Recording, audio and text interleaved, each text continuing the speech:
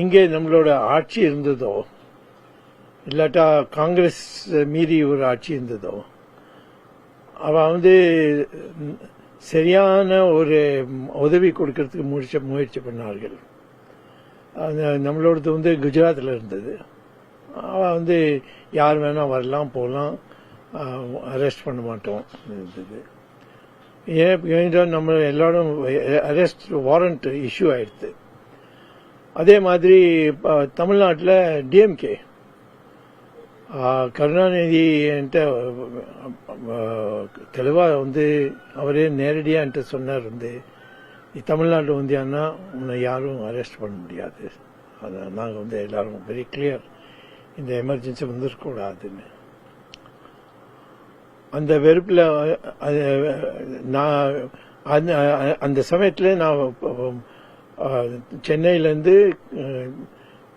ஸ்ரீலங்கா போய் அங்கேருந்து அமெரிக்கா போய் அங்கேருந்து பிரச்சாரம் பண்ணேன். அந்த கோவத்தில் இந்திரா காந்தி டிஎம்கே கவர்மெண்ட்டை டிஸ்மிஸ் பண்ணிட்டார்கள்.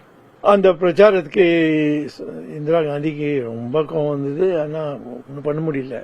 அமெரிக்கா உதவி கொடுக்கல.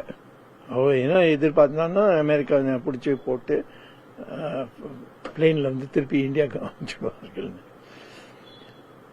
ஸோ அது மாதிரி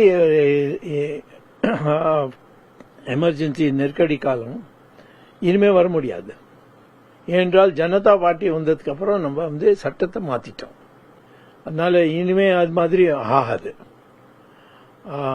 ஆனால் இது நடந்தது. அதுல எல்லாருக்கும் ஜனநாயகம் என்ன எல்லாருக்கும் புரிஞ்சது.